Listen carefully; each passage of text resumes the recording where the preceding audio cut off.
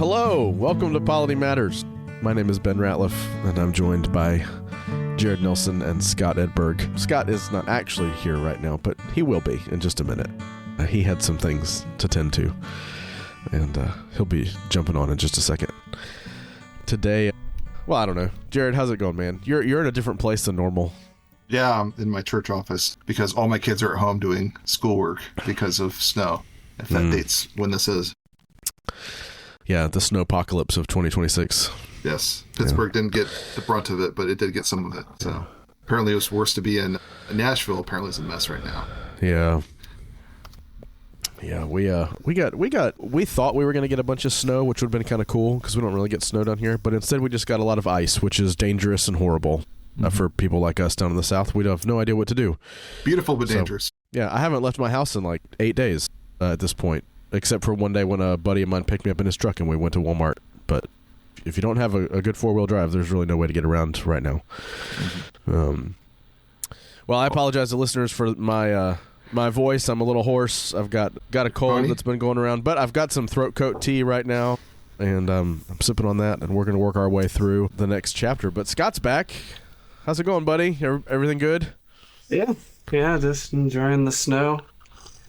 I'm sure you guys already talked about the snow. You said you said enjoy. Is that the right? You didn't mean that. Oh yeah, I do mean it. Our house has this massive like luging hill because we have a very hilly property, and so whenever it snows, there's an impromptu youth event at my house. Once people can drive safely, and it's always a lot of fun. And so we're having that this Saturday because the snow is not going away anytime soon. Solid. Well, we are in BCO 51 today, guys. And the singing of psalms and hymns. We were joking beforehand how it doesn't say spiritual songs. So for a second, my mind blanked on what the actual title was. The singing of psalms and hymns. So we're talking about the place and the purpose and the governance of congregational singing in the public worship. So if you think back a few chapters now, we're building on the principles of worship from 47 and the ordering of worship from 49 and the public reading in 50. And now we see singing as a substantial act of worship and praise offered by the church to God when we gather together. It is a duty and a privilege. We're going to read about that. And it should be done intelligently and reverently, and the leading of it is to be thoughtfully planned in regard to song choice and instrumentation and the doctrinal clarity that is found in the music. And so we're going to talk about all those things, and there may be some other things to jump off on as we want to compare a little bit to what the standards say. But before we get all the way into it, let me hand it to you guys. Anything you want to mention before we get into the chapter? That deafening silence. I hate it so much. Let's go. BCO 51-1. Praising God through the medium of music is a duty and a privilege. Therefore, the singing of hymns and psalms and the use of musical instruments should have an important part in public worship. So, right off the bat, we're grounding singing. Well, it's a duty. This resists consumerism, right? Not doing it because you like it or you want to. And it calls it a privilege, which kind of pushes back against over-formalizing things. It's not just a filler, but it's a part of worship. So, yeah, come on, Jared. Yeah, it's interesting just to think about the fact that in Scripture we're commanded to sing. Mm-hmm. Like music is something that Christians are commanded to know about, to participate in, and in public. If you think about modern society, there's not a lot of times in which you sing in public. Maybe at the baseball game, take me out to the ball game or something like that. Other cultures have much more of a culture of singing, whether it was, while they were on the ships and sea shanties or in the pub or just around others, the house. But this is some people, the only time they ever sing is either in the shower or at church. Public singing is not as much of a cultural phenomenon, but Christians are commanded to sing. And so we have to do it. It seemed that in the original USA draft in the 1700s that it also included a section on private worship and the private family singing. And so you can even expand 51:1 to, of course, talks about public worship, but also private family worship as well. Your church should be singing, but that church worship that is being led on Sunday is meant to be an example for the forms of your life. And some of that form is singing. And so our husbands should teach their children to sing, and it shouldn't be odd to hear dad sing in the home along with the whole family singing, because we are called to be a people that glorify God with our tongues. Yeah, the second sentence, I think, is more interesting to me in that it seems to be taking some positions. Number one, it mentions psalms and hymns, and the formula isn't the biblical psalms, hymns, and spiritual songs to make you think, okay, does it mean just psalms or does it mean other hymns? The hint is in 51:3, it says that there's some caution to be observed in the selection of hymns. Now, if it was just talking about psalms, that would not be there because it shouldn't be like, well, this psalm, I don't know if this psalm is theologically correct. No, it's meant in the more modern idea of a human inspired rather than divinely inspired song. And it does take a stance there on should you use musical instruments, and it fully endorses it. In fact, there was one of the times in which there was talk of constitutionalizing the directory.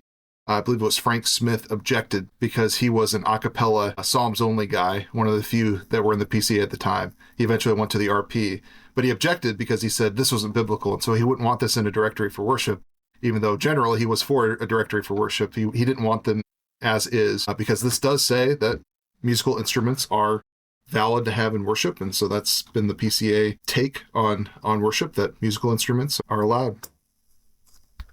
I think it's worth pointing out the last few words here, right, that these hymns, psalms, instruments have an important part in public worship.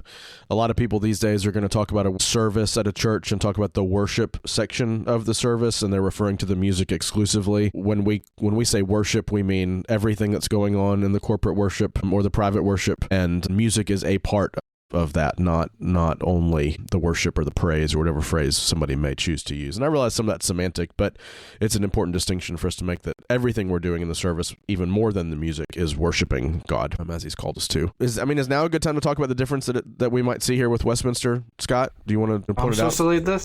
Well, no, I mean, I can lead us into it. So it's in Westminster 21:5 that lists the elements of worship, and it specifically lists singing of psalms with grace in the heart. And I guess the observation would be that it does not say hymns, and so the question would be, does our doctrinal standard call us to exclusive psalmody, and does that put this chapter of the BCO in conflict with that in some way, realizing this is not constitutional, of course? Are you saying the non-constitutional part interprets the constitutional part? No. That's kind of sound like our study committee reports at this point. Yeah, I think Morton Smith comments on his commentary that there is a great deal of controversy, or it's just a controversial issue when thinking about psalms versus hymns, psalms, and spiritual songs. And there are some in the PCA that would argue that it'd be an exception to our standards to sing hymns or spiritual songs included in there, thinking that the confession is a psalms only book. And so I've always kind of thought through the idea that when you're taking the confession, you're taking, one, the historical context of the confession, but also its immediate context in the American context, which is a little different than the Scottish context. And so I would think that as we look at even our non-binding directory, it's meant to help interpret what is binding in our constitutional framework. And so I would not think that it would be exceptional or an exception issue to sing hymns, and I think it's kind of more than a semantical issue than anything. What do you guys think? Yeah, I actually tried to state a difference when I came into Ascension, that I am a Psalms inclusivist, so I think we're commanded to sing Psalms, so we should have Psalms that are sung in the service. But I was not a Psalms exclusivist, although I was educated by Jay Nykirk about how our confession functions as we've adopted it, and in our understanding as the PCA as we've adopted it, because it's our confession of faith, and that we've never understood it to be Psalms exclusivist. So even if we go back and try to look at the Westminster Divines and say they might have been, that's not the spirit in which we adopted it, thinking that it was. And so they basically told me, that's not a difference. Yeah, when you think about it, it is our Constitution. And so while the Westminster Standards are part of our Constitution, you have to understand the standards in light of our context as our Constitution. The our is very important. Yeah, I've never seen anybody be granted an exception for this reason. I have some ruling elders that are say it. persnickety, and I tell them no. Like, no. You're not allowed to take that because it's not an exception. But it says right here in 20 days. I'm like, no, that's not how we understand that. Well, you appreciate the thoughtfuln's, right? I mean, I'd rather have a guy do that than not read it, and you know. I had one of my deacons when they came forward. He was an engineer, and he had like a 10-page document of his exceptions, which included some of the scripture citations. And it's like, I don't think Matthew 5:21 it actually validates what this confession, I believe the doctrine, what the confession teaches here, but Matthew 5 is not a good proof text for it. And I'm like, oh my goodness, I don't even know how to judge these things. But this is not one of them. Not a difference. Well, here, let's keep going. The next paragraph gets into this idea of understanding. Here, let me read it first. 51:2. In singing the praises of God, we are to sing in the spirit of worship with understanding in our hearts. So there's two instructions here. In the spirit of worship with understanding. Let me just hit a couple of scripture thoughts here, and we can kind of ping around on this. So, Psalm 47:7, where the God is the King of all the earth. Sing praises with a psalm. Some translations have sing praises with understanding written there. Maybe John 4 is the classic. God is a spirit, and those who worship him must worship in spirit and in truth.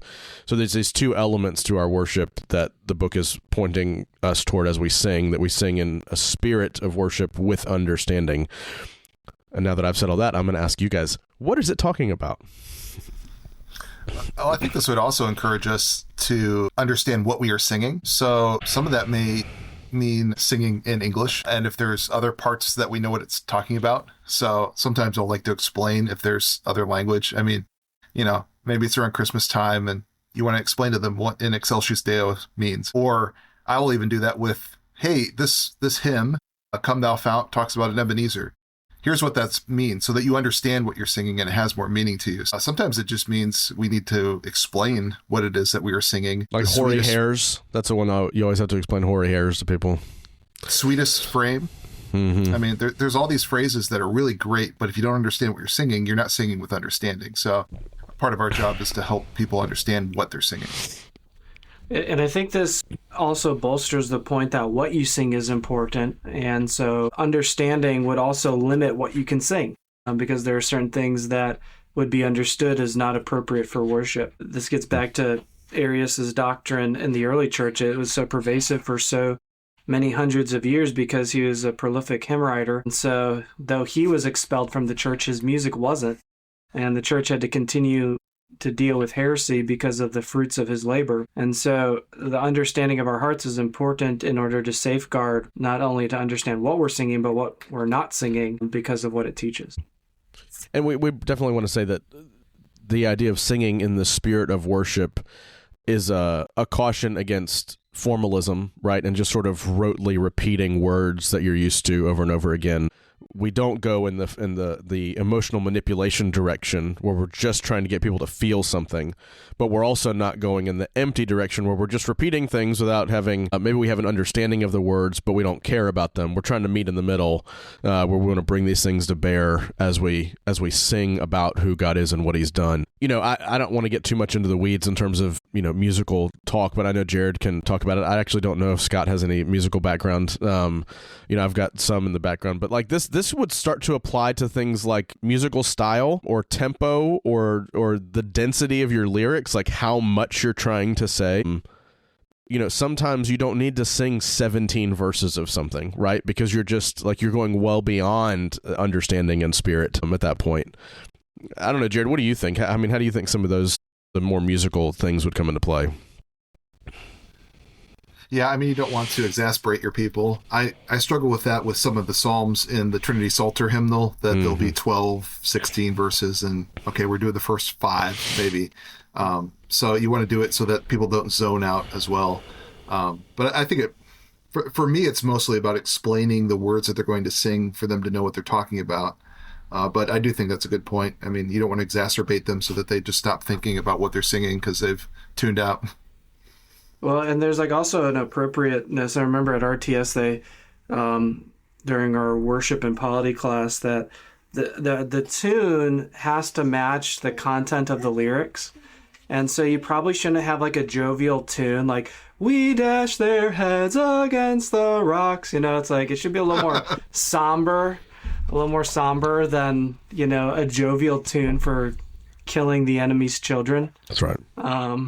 If you're singing some imprecatory psalms. And so tune is important for when choosing songs as well, because not all tunes are appropriate with all songs. Mm-hmm. That's good.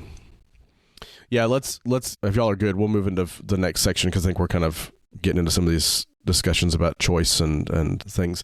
51:3, it is recommended that psalms be sung along with the hymns of the church, but that caution be observed in the selection of hymns, that they be true to the word. Hymns should have the note of praise or be in accord with the spirit of the sermon. So, Jared, you've already referenced one thing here, right? The distinction between psalms and hymns and how we choose, and then we're getting into a matter of that you should choose intentionally, and it's not just to throw a dart at a board full of a list, but you actually pick something that's going to fit the tone of the service. So, yeah, I'll kick it to you. Well, there's the hymn selection part, and that could be interesting. I know at least one prominent PCA pastor who tries to go through all of the hymns, and so it almost is we're just going to the next one.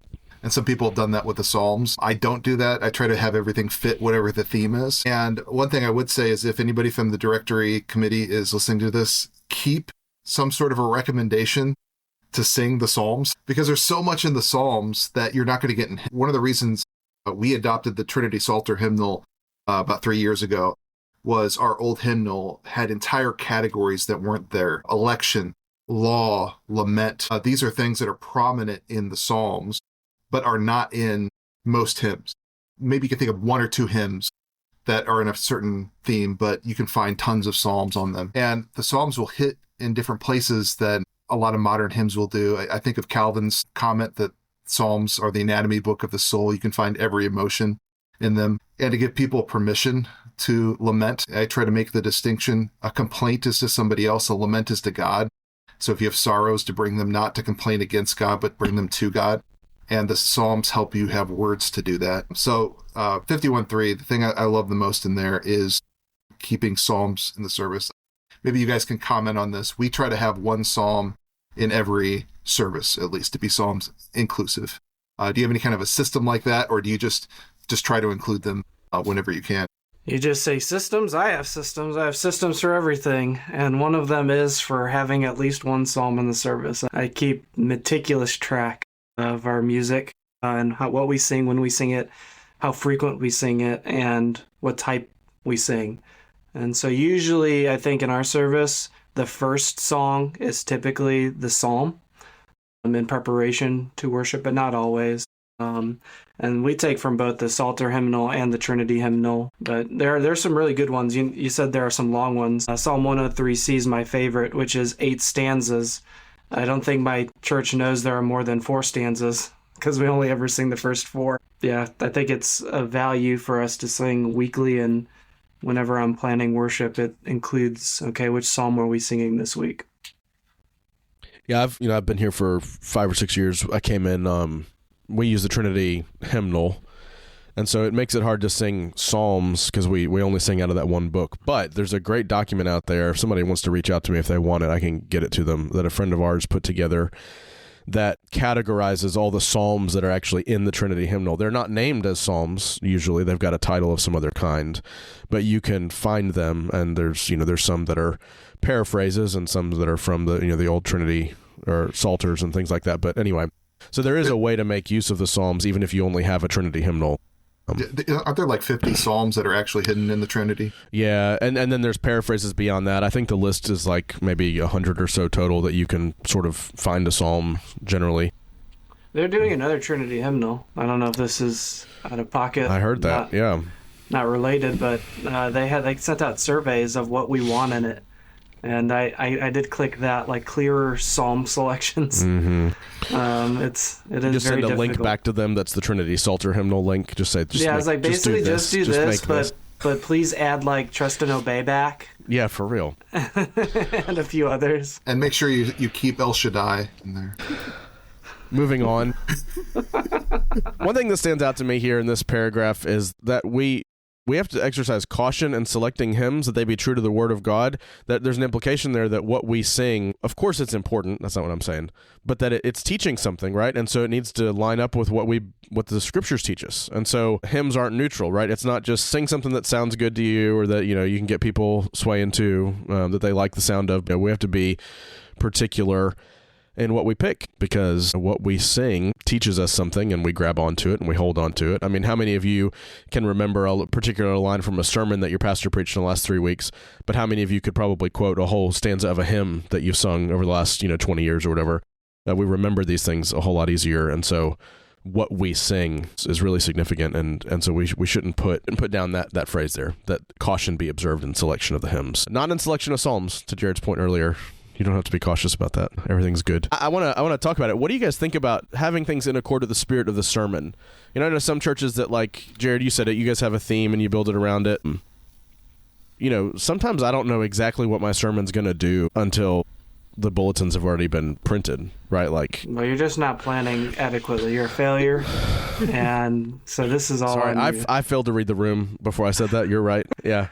But, I'm a late in the week prepper on my sermons. It's just the habit I'm in, and it works. And so sometimes I don't, sometimes there might be a better hymn I could have picked. And so I don't lean too much on the theme being united so much, but I am curious where you guys are at. Obviously we know what Scott's opinion is. Be prepared enough to make everything uniform. Yeah. All right. My third song is typically most tied to the sermon. My second song is usually tied to Christ in some way. So it's in the 300s. I kind of separate the hymn book in the 100s is the opening of the service. And then 2 to 400 is about Christ mostly, or God, and then the rest, up through 700 is dealing with more things that are practical in Christian life. And so usually we're in the 500-600s for the last song, and it's tied to the sermon itself.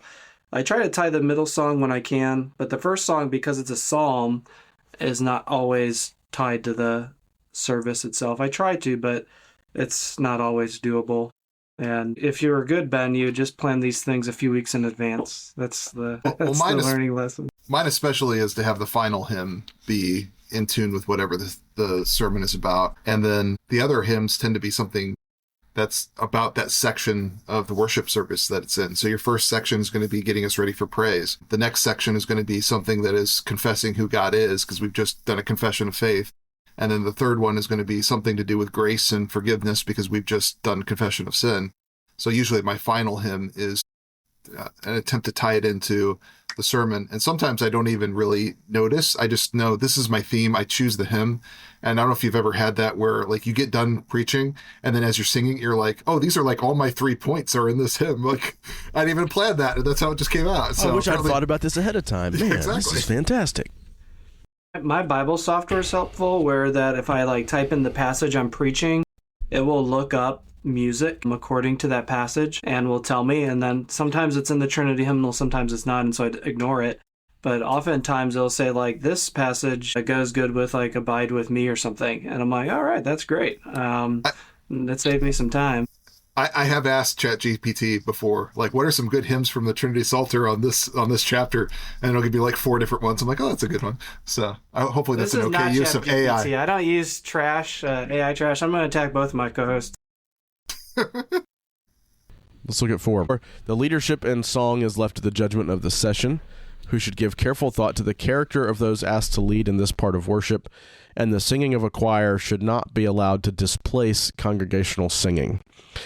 I think I want to just start off and say, generally speaking, my assumption in worship service is that the ministers are leading. Obviously, you get to points where there's more than that going on. You may have somebody standing up there who's singing up front so people can see. I'm assuming leadership is going to include instrumentalists to some degree or another. You may have a choir. But the main point I think here, right, is that music leadership in the service is not a technical thing, but that character is an aspect of this because you're putting them up in front of the church. Yeah. Yeah. I think that could be important even if they're not introducing the songs or they're just helping to lead in terms of the music. I know some churches will hire people that are musicians. Not to say that you can't do that, but you have to be really careful that you're not hiring somebody that has poor character, that people have their eyes on, and will be distracting from the worship. This also maybe implies that, your pastor isn't good at singing, so the session says, hey, when it's about to be a hymn, let one of the other elders go up there, let this deacon go up there, or somebody else. I mean, this is like one of the few places where you see possibility of non-officer led part of worship. So it doesn't specify that, but it leaves it up there. But it also could be talking about the choir. I mean, again, don't want people of ill repute in your choir if they're helping the people to sing in there. Oh. Yeah, we have a great singer in our church who's also a ruling elder, and was in New York for some time doing opera music and is just an incredible singer. He always puts me to shame. We kind of split up who sings what in the service. I usually close the service out, but he opens the service and pretty much does 90% of the singing leadership, just because he's just so gifted. It would make no sense for me to do this poorly when he has the full capability to lead. But I get to close the service with my last song, and it's often poorly sang by me in comparison. I do think that line is interesting, that the choir should not be allowed to displace congregational singing. And I mean, some churches may have something during offertory, piano playing or choir singing, but what the choir shouldn't do is, well, instead of the congregation singing this because they're not going to do well, let's just have the choir sing it, and the congregation is there as a spectator the whole time while the choir is leading everything. That was something I think is a bit of a polemic against some of what we came out of in the Middle Ages. You would have professional singers and they would sing for the people, and worship in some sense became a spectator sport. I'm watching these other people, the priests, the choir, worship for me because they do it better. But I like that line from G.K. Chesterton: if something is worth doing, it's worth doing poorly. In other words, it's worth doing on your own, like you're the one that's doing it. Some things you need to do even if somebody else can do it better. So even if somebody can sing better like a choir, you should be singing. Yeah, and how I think about this, this means in my mind that the choir isn't singing just to sing. There are a few occasions I think that I would in a church try to lead a congregation to with choir. It's as the church opens, so it's like introit is an appropriate place for the choir to sing. During offertory is probably where I'd be okay with the choir singing, and maybe in a postlude kind of thing, but not just as it's not its own element in worship, like the choir is going to do this song and the people are just going to spectate, but the people are participating in some way, whether it's their offertory where they're giving their tithes and offerings to God and the music is uplifting, but never just this set apart thing where we just spectate and watch. There's always something that the congregation is doing outside of just listening and enjoying music. This is one of those places where we see the session particularly named as overseeing worship. It's a horrible joke, and I would never say it about my choir director at our church, but it's always made me laugh. What's the difference between a terrorist and a choir director?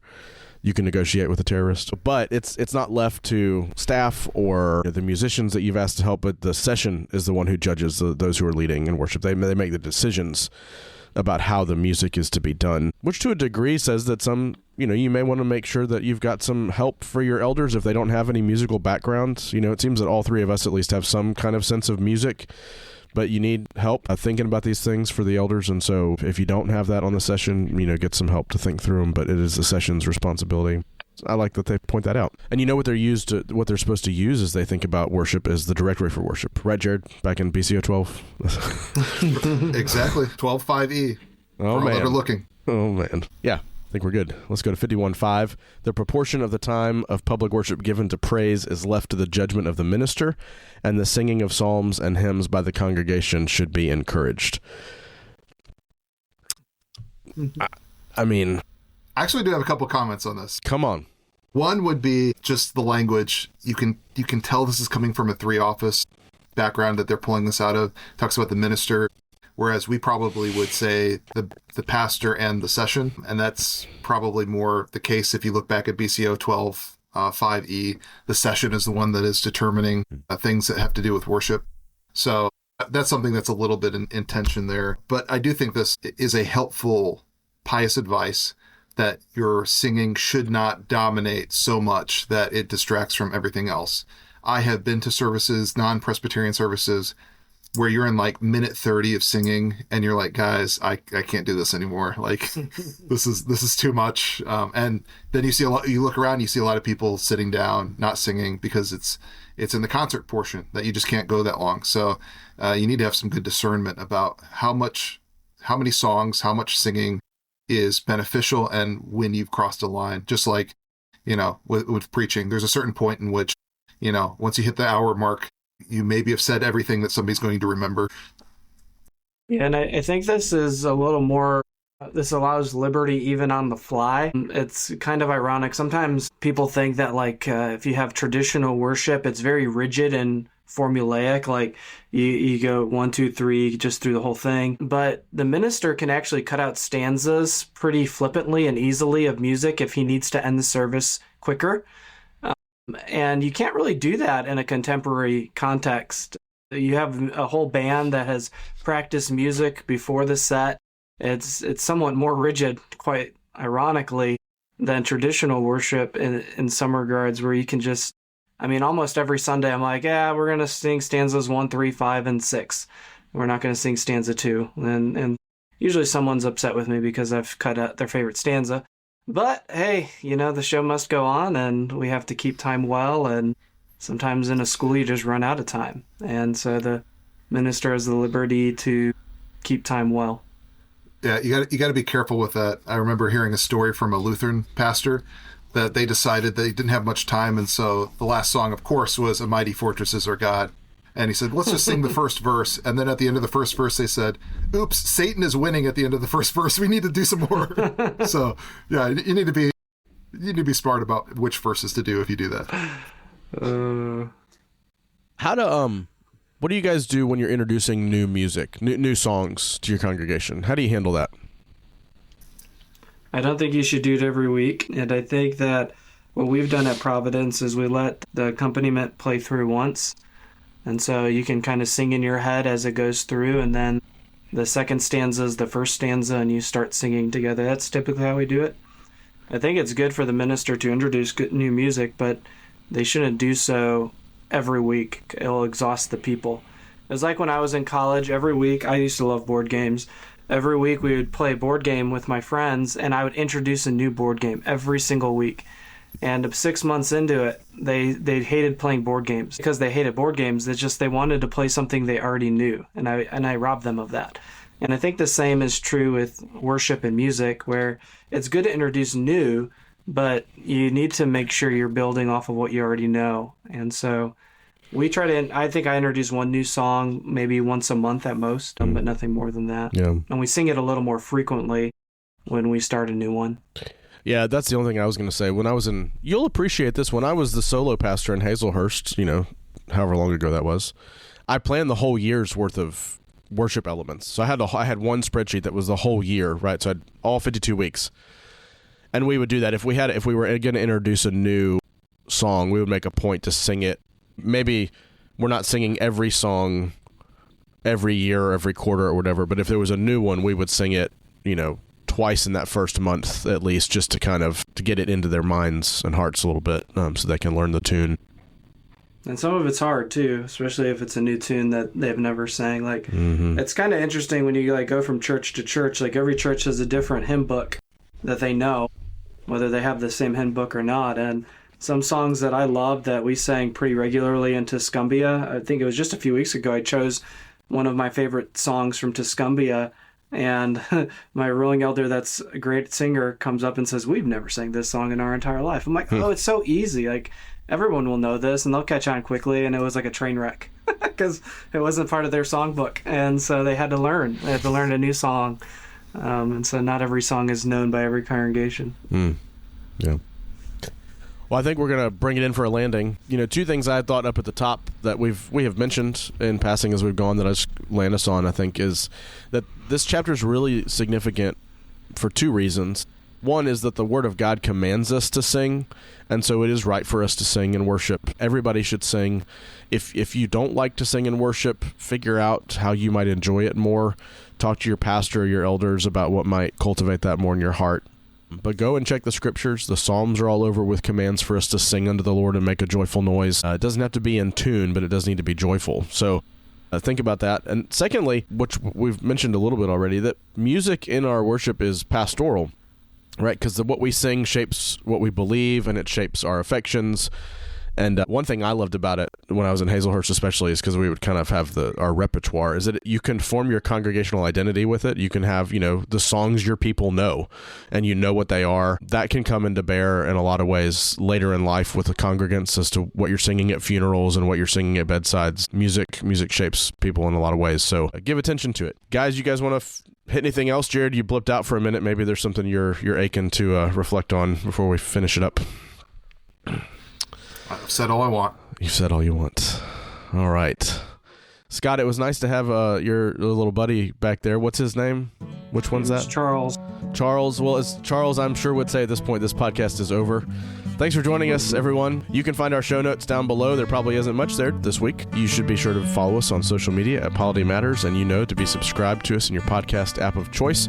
There's also a link down below where you can support our work and keep the lights on for us from week to week. I think that's all there is to say. We've enjoyed going through this material. We're excited to be working through the directory for worship, and I think that's it. Until next time, say goodbye, gentlemen. Goodbye. Goodbye. Y'all take care.